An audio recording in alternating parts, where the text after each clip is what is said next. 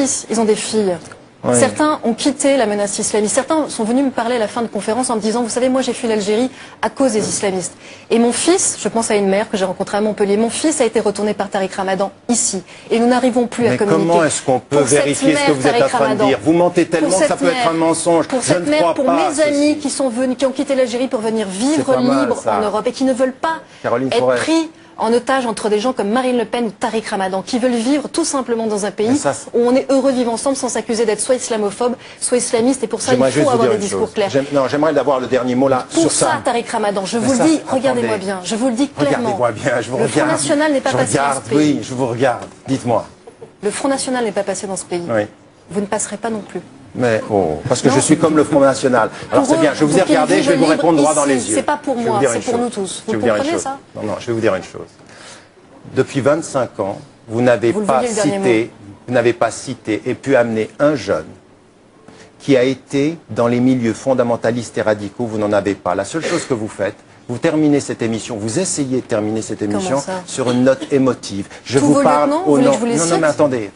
Vous n'avez jamais pu amener un jeune qui puisse vous dire aujourd'hui, mais nominalement, pas des noms, je vous parle au nom des 500. Vous parlez au nom de qui, vous?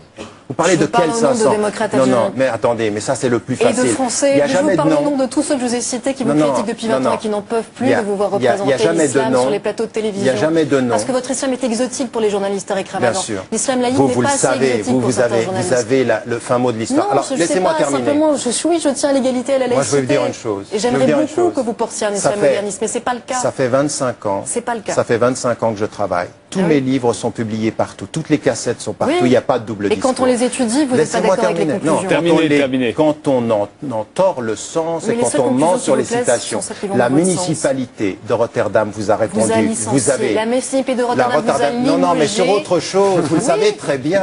Pour votre double discours, le fait que vous travaillez pour une télévision. Je vais être obligé de vous interrompre parce que l'émission se termine. Non, je veux terminer là-dessus. Et j'ai pas vraiment pris beaucoup de place, vous le reconnaîtrez. Non, vous avez été très bien. Je vous remercie de cela.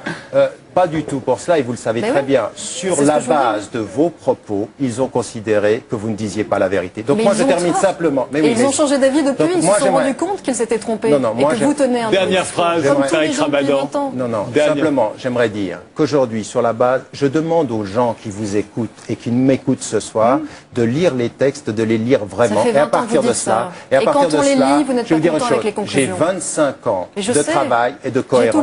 Aujourd'hui, non, mais vous arrêtez pas de répéter ça, mais vous savez, je vais vous dire une chose. J'ai passé 9 mois entiers dans vos textes, dans vos cassettes. Mais attendez, mais c'est absolument incroyable. J'aimerais simplement. Est-ce que je peux terminer? Juste terminer.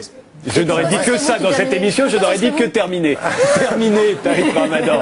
Terminer.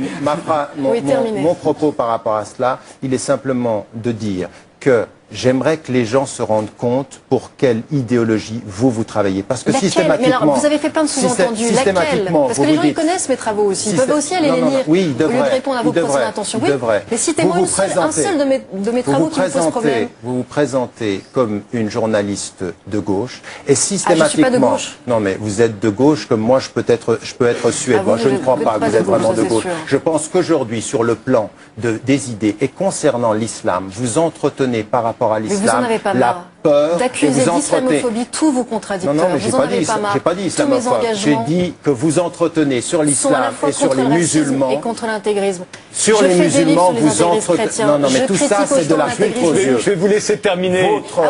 Votre position. Vous, il faut vous lire, mais vous lisez jamais vos contradicteurs. Non, je vous lis. Et je pense simplement qu'il faut qu'on comprenne aujourd'hui que ce que vous êtes en train de faire, c'est de jeter le discrédit sur les musulmans, et en particulier les musulmans pratiquants.